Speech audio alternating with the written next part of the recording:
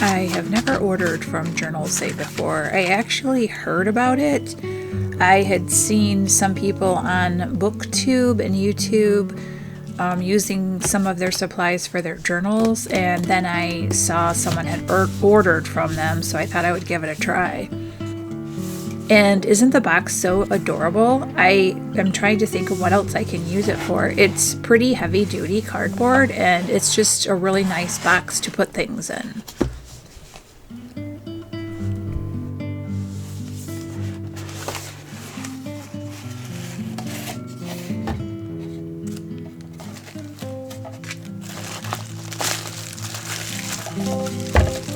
I actually got this whole box full of supplies for around $50. I do love anything stationery, pens, pencils, stickers, washi tape. I've always been that way. And now that I've kind of started hobby journaling and my book journaling, etc., my collection has grown. So it's kind of like the books. I'm going to have to be really careful and not like order too much that I don't need, but I found some really great deals on things.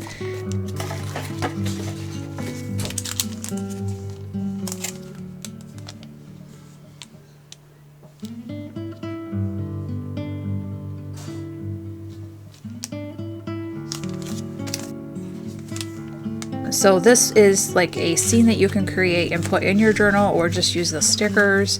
I liked the old vintagey look, like kind of like a detective. It kind of reminded me of like an Agatha Christie type.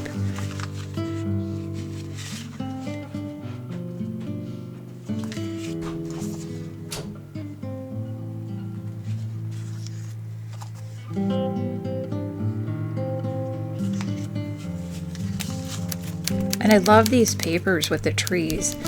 They're just a thin paper, but I like the size. I don't need a huge piece because my journal isn't that large.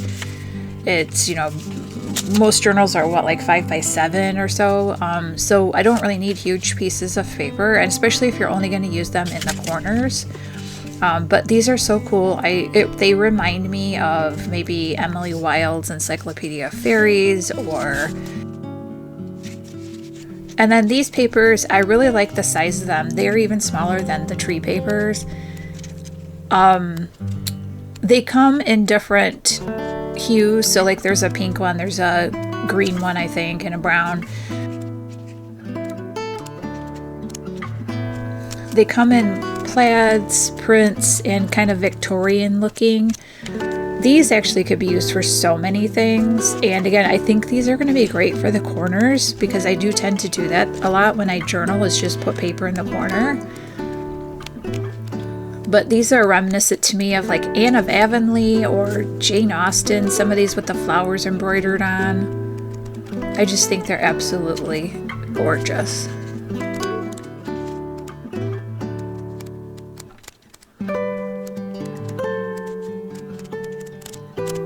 And then I got some people stickers. I really like these manga type looking ones. I don't know if that's what they are, but that's what I call them. Kind of cartoony. So there was different ones that you could get. I have like an eating out one. I have one with pets. There's some like just shopping like around town. There's some at home. And then there's some traveling ones. I just really liked these, and I might not use every single one of these, but there was some really cute ones in each one. And again, these were so cheap. I couldn't not get them. I just thought they might add a lot to my journal.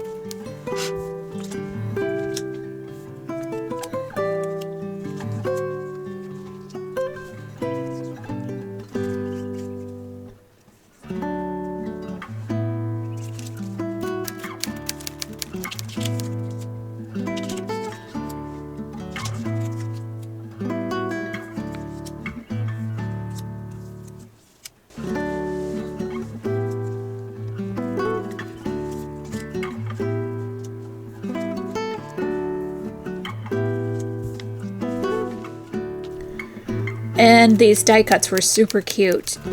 These are very fragile. When I opened these, I had to be really careful because the paper is cut so tiny and so intricately that I could see those ripping. So I will have to be careful when I'm using those.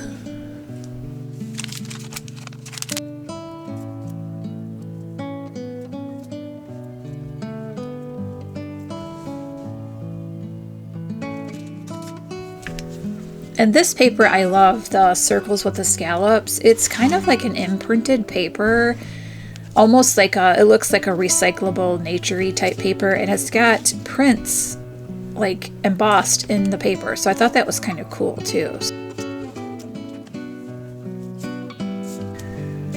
And these die cuts, I absolutely love these die cuts with the flowers and the mushrooms and the leaves.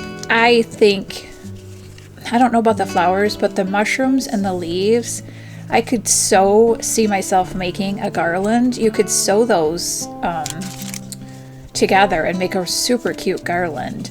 They look very scrapbooky.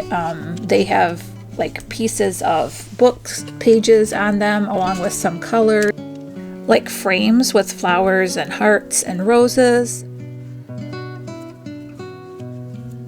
I also picked up this cutting mat. It was like $1, but it's really tiny and I could use my X-Acto knife on it for just small, specific type cuts.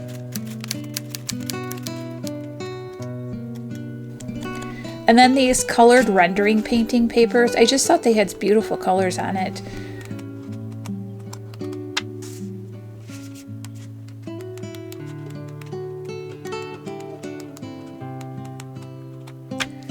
And then I picked up some washi tape. I love washi tape. I have quite a bit, but this with the green and the little village that's like it's springtime, that is my absolute favorite of the washi tape. Nice. I did notice on the washi tape, as you can see, it's not a huge roll like you might buy at the craft store, but I think it'll be fine for the price that it was, and I don't need a humongous roll because I might find something else I want to try out next time.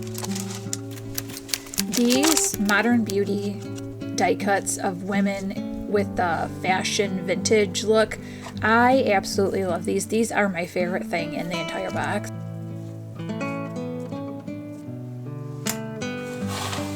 Let's do a little catch up in my book journal.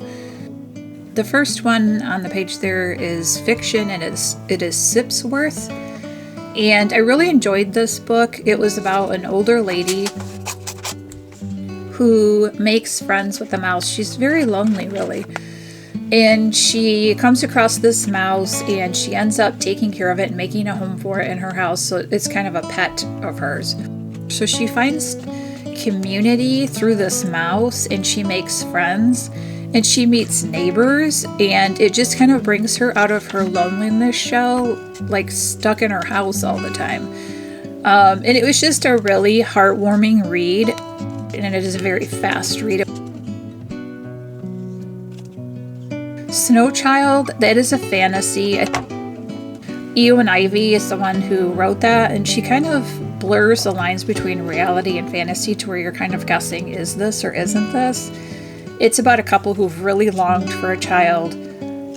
They move from their hometown and they start homesteading, and they meet some friends, the Bensons, who live not too far from them.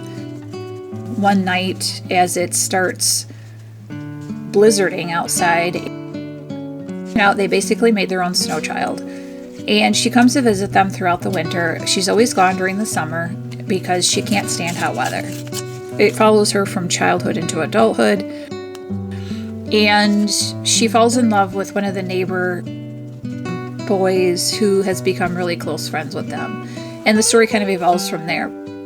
The Enchanted Greenhouse, it is blizzarding outside on this island, but inside the greenhouses that are enchanted, they have all kinds of plants that can sing and talk, and I really enjoyed this. Again, the setting is just so cozy. I love this book.